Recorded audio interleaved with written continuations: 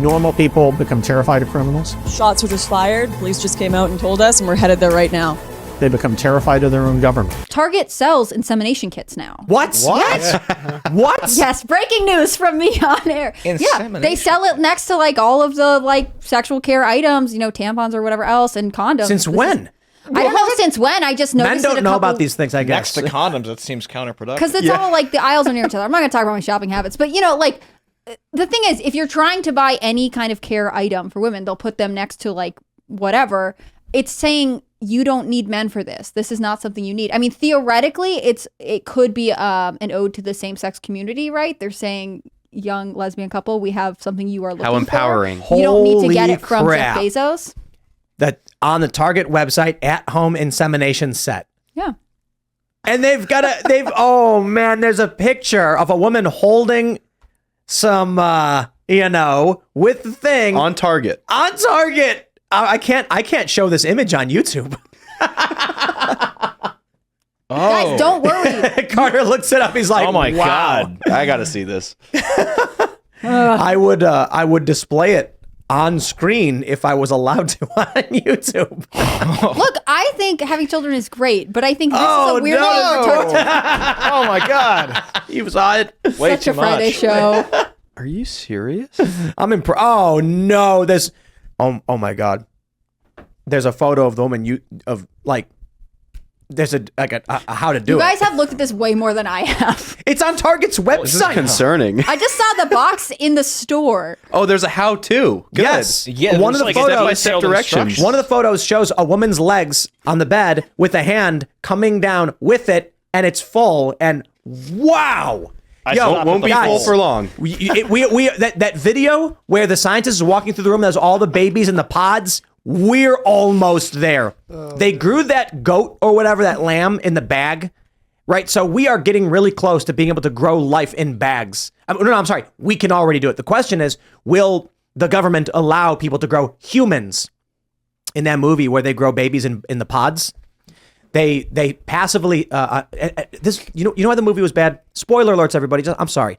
The movie was bad because they did not explore the ramifications of pod babies. It was just about people who had a pod baby.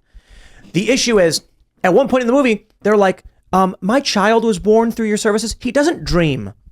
And they never answer what this is about. And I'm just like, perhaps it has no soul or something like that. I don't know. But is that sort of what they're saying, right? People who are trying to outsource having to carry children are also not actually that interested in the children that they create. They don't care if they can't dream. They might raise it as a red flag, but ultimately it's about themselves. Well, it's almost like a trophy. Mm-hmm. That's how, I feel like childbearing in general is going, especially when you have like the same-sex couples just buying kids now. It almost just seems like a trophy at this point. And they're less caring about having a mom and a dad in a traditional family. Sorry, we have to ignore that middle school half of the table. It looked like a COVID test of some kind, and there was like all the sudden it's like a jelly. You know those things they used to put the jelly in the jelly donuts? Yeah.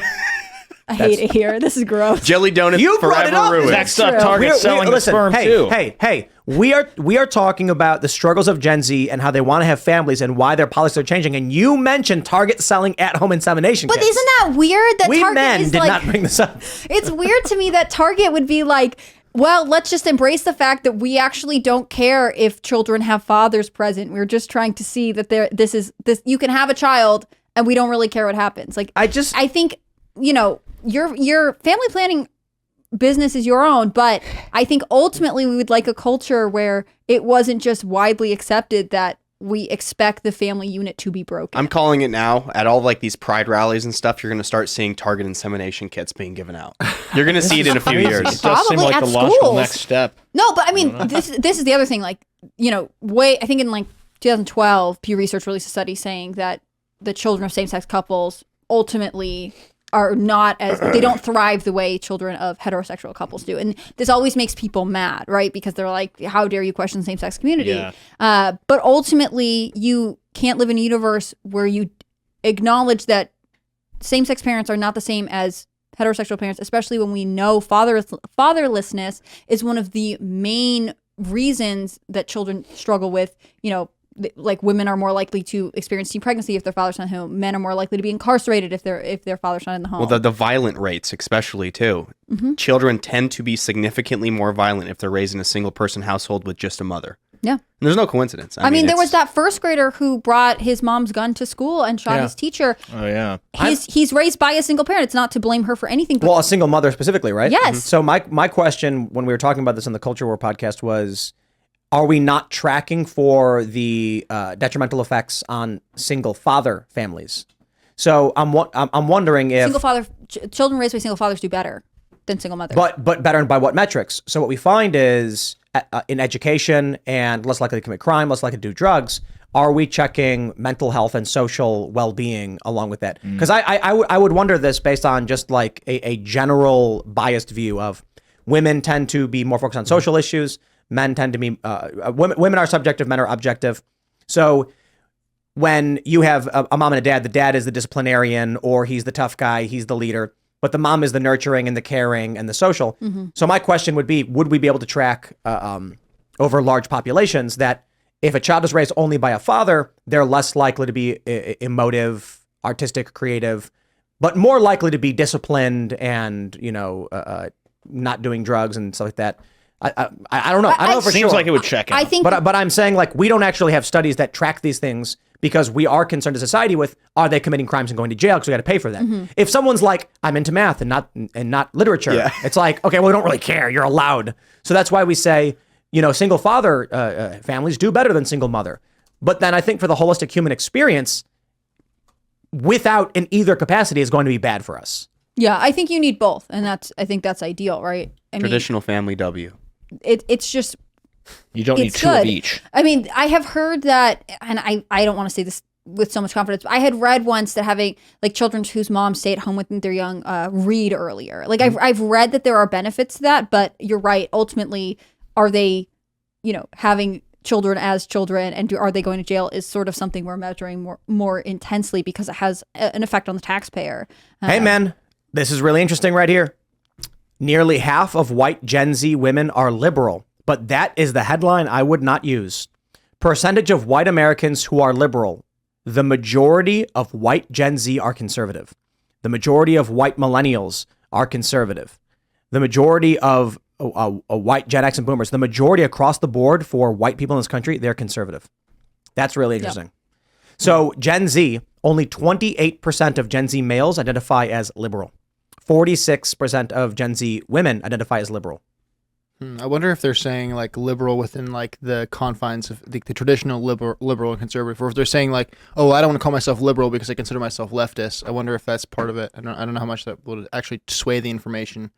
Maybe you'd have to go into the cross tabs, look at the questions, but that is a good question.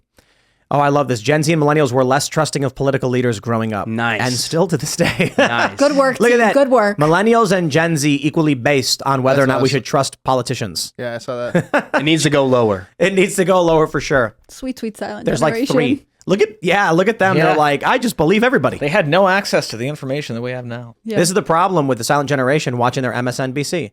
They're like, but Joe Biden said it's true, so it is. It's like, And he would not lie. He is the president of the for- United States.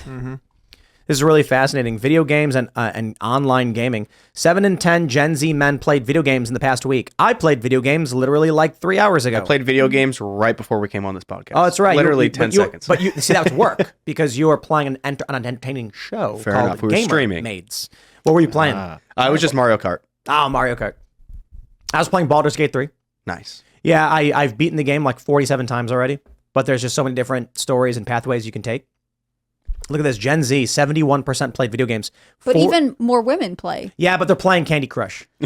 Yeah. I mean, even if they're playing Sims 2, they are online. That's true. Is the thing. That's true. They're doing whatever they are. They're avoiding all social interaction at a higher rate. It looks like, look at this graph compared to the graph of loneliness in Gen Z amongst men too, because men are now going to video games for their social outlet. That's I gotta the play video primary games outlet. with Gen my Z. friends. Gen Z, listen. Gen Z men. If 71% of Gen Z men are playing video games and 41% of Gen Z women are playing video games, that means that right now, outside, there is a disproportionate amount of females to men. That means it's almost 2 to 1. 2 to 1 for every 2 Gen Z women, there's one guy not playing a video game. Well, there's your opportunity. Go get them, Tigers. They may be at work though. Yeah. That's They're the ones fair. with the part-time jobs. I think the challenge too is if you take a look back at the other metric, these Gen Z men, they're like, look, you got 72% of Gen Z men are not liberal, and 46% of Gen Z women are, of white Americans, and so they're probably meeting women, and the women are like, "Are you into insert insane psychotic woke thing?" And they're like, "No, thanks. Have a nice day. I'm not interested." Yep. This is another reason why they're probably like, "I am sick of wokeness. I am sick of the left."